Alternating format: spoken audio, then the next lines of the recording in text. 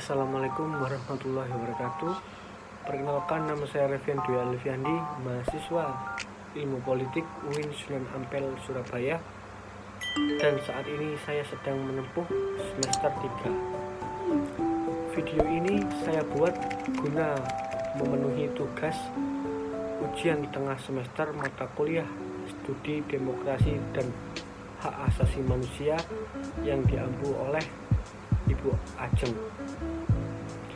Dalam video ini saya akan membahas dua hal, yaitu yang pertama tentang politik apartheid yang ada di Afrika Selatan pada zaman dahulu, dan yang kedua saya akan membahas tentang konsep hak asasi manusia. Masuk ke dalam pembahasan yang pertama, yaitu tentang politik apartheid. Nah, di dalam pembahasan ini saya akan memaparkan 4 hal, yaitu yang pertama adalah pengertian dari politik apartheid itu sendiri, lalu yang kedua adalah sejarah politik apartheid, yang ketiga adalah dampak dari politik apartheid, dan yang keempat adalah berakhirnya politik apartheid di Afrika Selatan. Yang pertama, masuk ke dalam pengertian politik apartheid. Apa sih politik apartheid itu?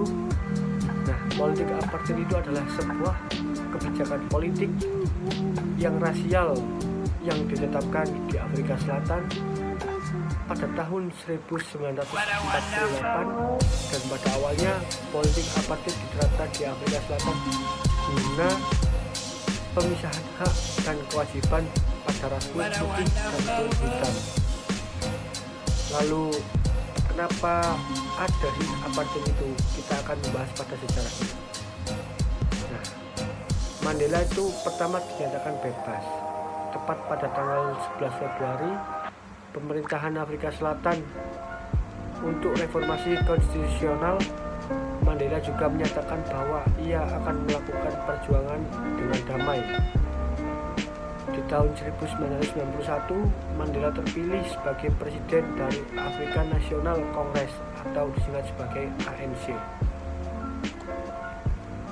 Nah, dampak yang terdapat dari politik apartheid itu sendiri yang saya tangkap ada 3, yaitu yang pertama adalah rasisme dari kulit putih dan kulit hitam, yang kedua adalah adanya diskriminasi, yang ketiga adalah kekuasaan politik yang dipegang oleh ras kulit putih.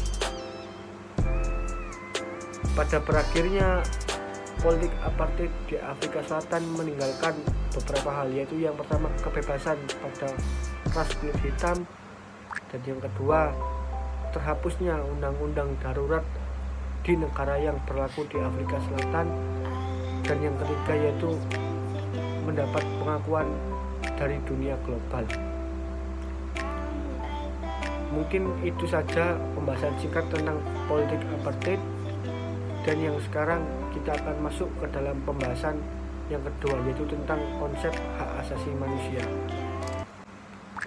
Dalam pembahasan yang kedua tentang konsep hak asasi manusia, saya akan memaparkan 4 hal, yaitu yang pertama adalah sejarah dari hak asasi manusia, yang kedua adalah sifat-sifatnya, yang ketiga adalah prinsip-prinsip hak asasi manusia, dan yang terakhir adalah perkembangan hak asasi manusia. Kita masuk ke dalam hak asasi manusia. Apa sih hak asasi manusia itu? Sepengetahuan saya, hak asasi manusia adalah sebuah konsep hukum dan normatif yang menyatakan bahwa manusia memiliki hak yang melekat pada dirinya karena ia adalah seorang manusia. Nah, sejarah hak asasi manusia itu sendiri adalah berasal dari teori hak kodrat atau natural right theory. Teori tersebut menyebutkan bahwa hak asasi manusia merupakan hak yang dimiliki oleh manusia karena ia merupakan manusia. Sejarah hak asasi manusia atau HAM berawal dari dunia barat di Eropa seorang filsuf Inggris pada abad ke-17 yaitu John Locke merumuskan adanya hak alamiah atau natural right yang melekat pada setiap manusia, yaitu hak atas hidup, hak kebebasan, dan hak milik. Pada masa itu, hak masih terbatas pada bidang sipil atau pribadi dan bidang politik. Sejarah perkembangan hak asasi manusia ditandai dengan adanya 3 peristiwa penting di dunia barat, yaitu Magna Carta, Revolusi Amerika, dan Revolusi Prancis. Nah, kita masuk ke pemaparan yang kedua, yaitu tentang prinsip. Prinsip HAM mempunyai 3 bagian, yaitu yang pertama adalah keadilan, martabat, dan kemanusiaan. Dan HAM sendiri juga mempunyai sifat. Yang pertama itu adalah bersifat universal, yang kedua bersifat hakiki, dan yang ketiga bersifat utuh dan tetap. Selanjutnya kita bahas tentang perkembangan hak asasi manusia.